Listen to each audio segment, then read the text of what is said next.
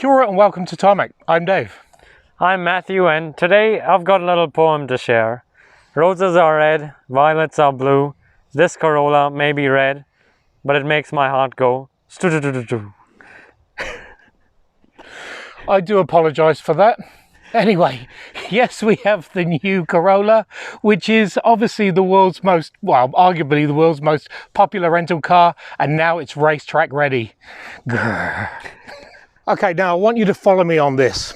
If they say that the rental car is the fastest car on the world, and a Corolla is probably one of the most popular rental cars on the planet, then this GR Corolla is obviously the fastest car in the world.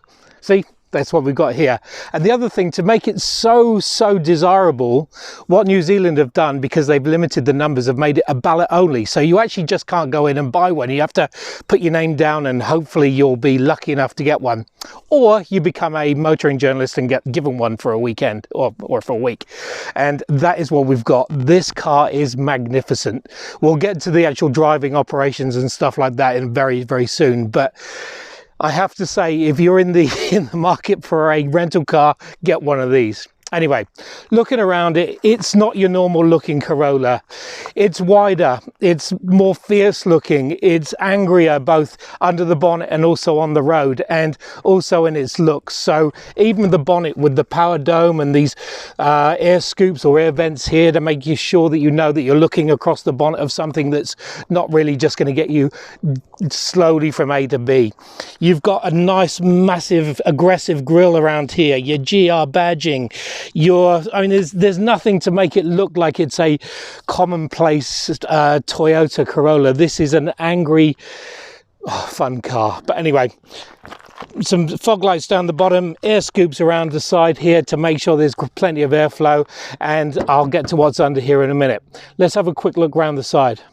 Of particular note, straight away, the NK wheels here, 18 inches, and just they're glorious looking, and also fitted with this race ready rubber that makes sure you stick to the road, and you will stick to the road in this car.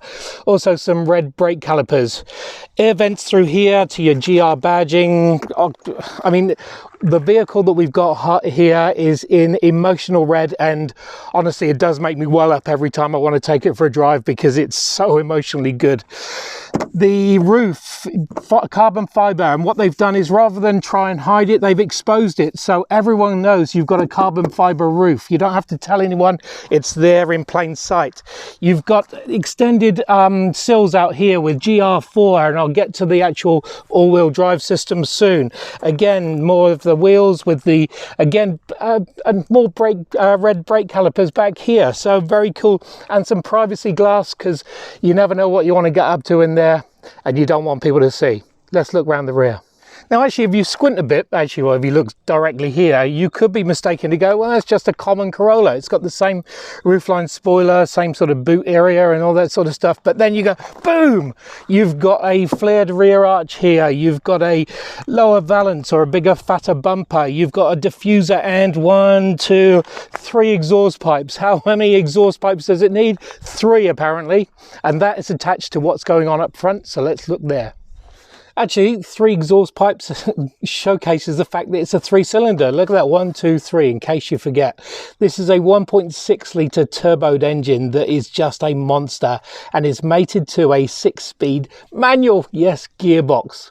Together it gives you 221 kilowatts of power and 370 newton meters of torque.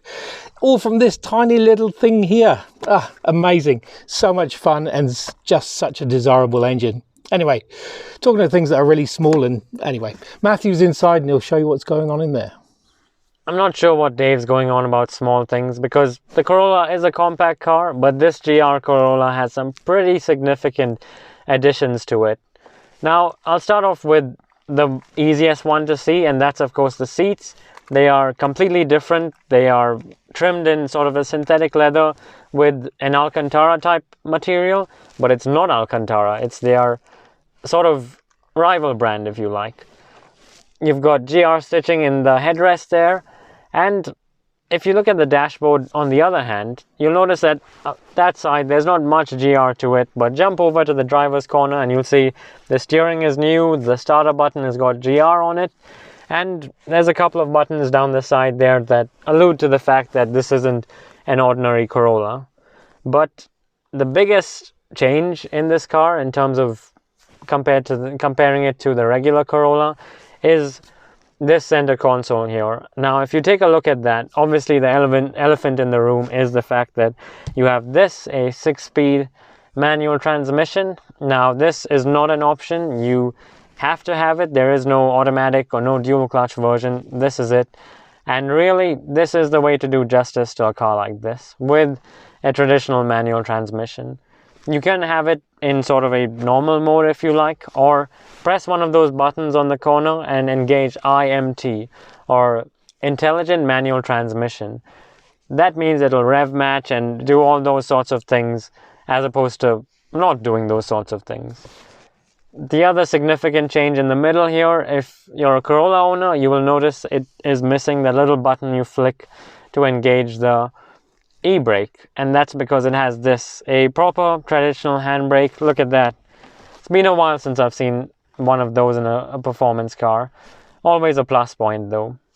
The other key thing is this little knob over here which says push track, and if you push that or turn it from side to side, you can actually adjust the bias in terms of how much torque goes to the front wheels or the rear wheels. Remember that this Corolla has 2 Torsen limited slip differentials, 1 at each axle, and the fact that you can adjust the power bias makes it even cooler.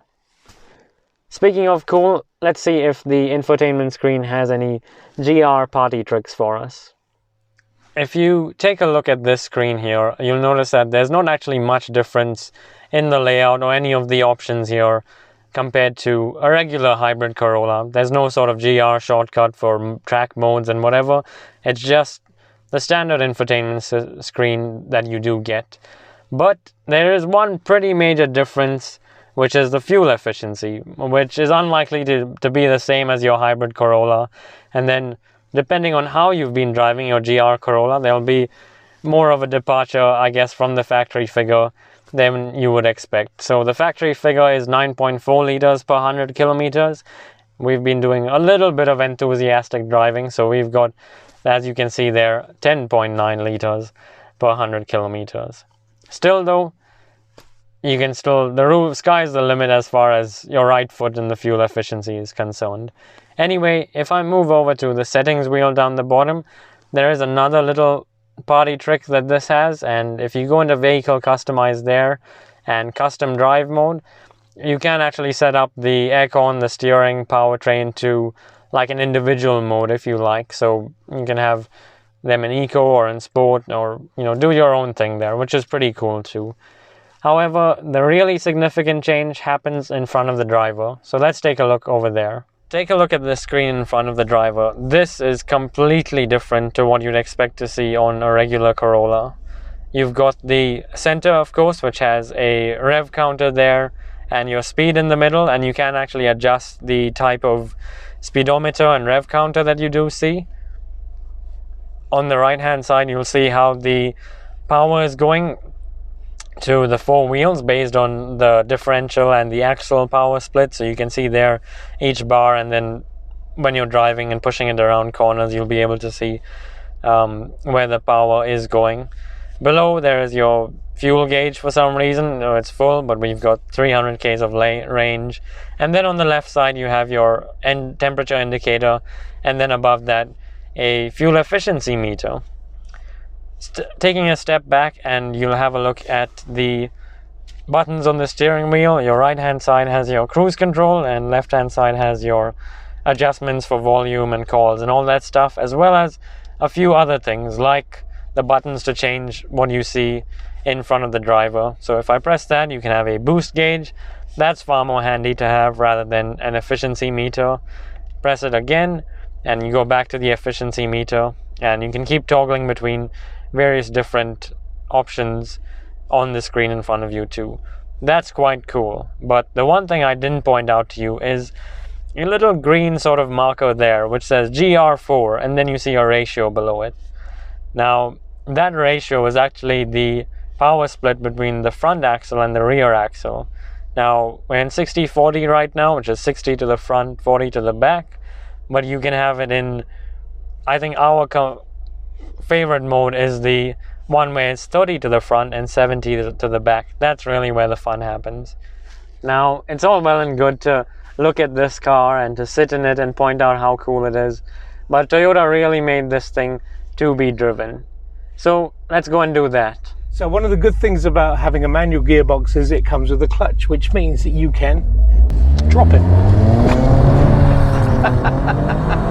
and change gear whenever you want, when you choose to. This car is so violent and so much fun.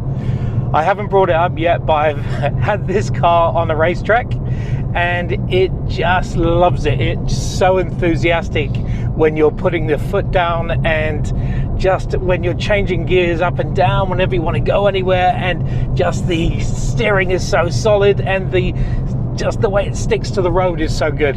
You can tell I'm enthusiastic about a General Corolla.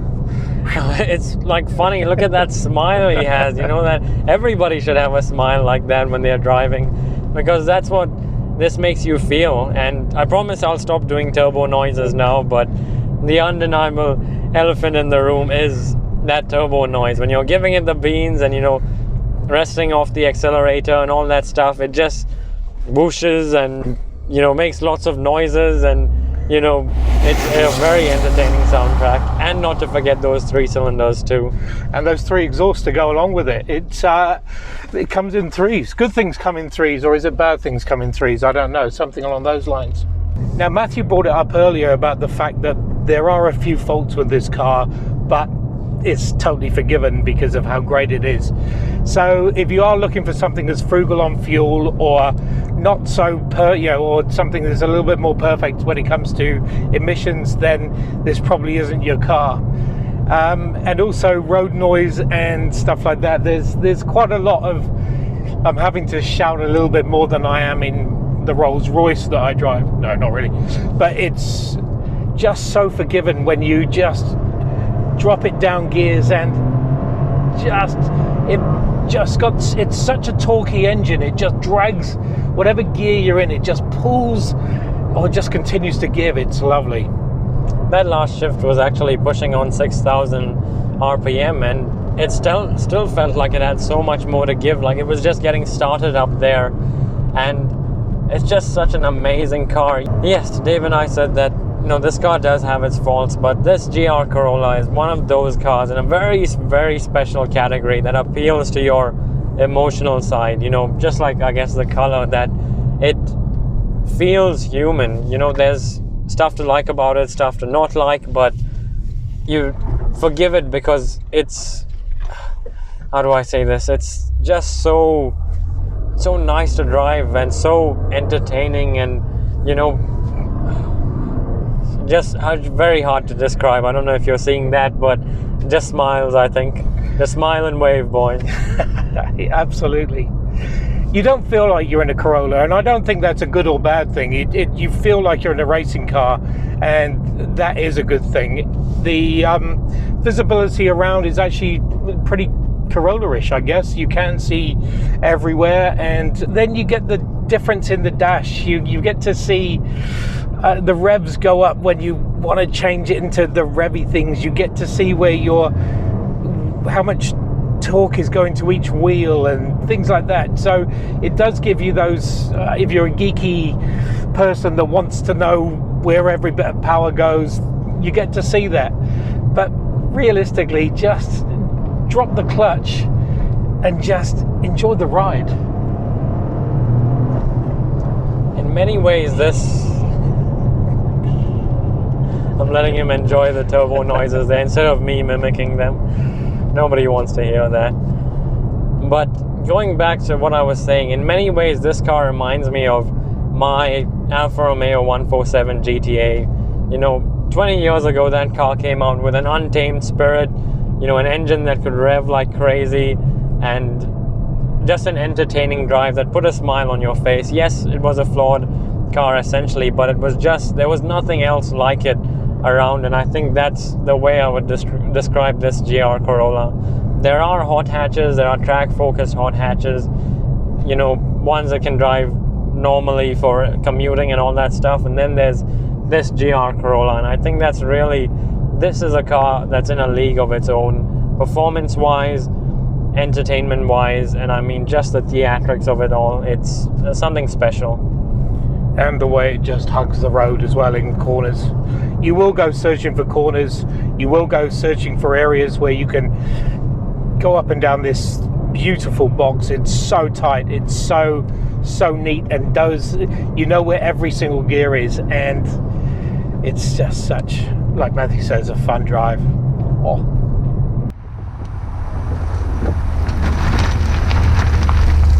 So there you have it, the new Toyota GR Corolla. If you do have the money and do want to risk the fact of, or you know, chance your luck and go in the ballot for it, you will not be disappointed. It's a fun car that just continues to give, and actually it might be quite an investment depending if you're into the resale side of things, although you're not supposed to do that, you're supposed to buy it for yourself. It's not a comfortable drive. It's a car that wants to be driven and is so involving. The gear stick alone is just making you want to get involved in the drive. But the other thing is you'll want to hunt out those track days and take this on the track.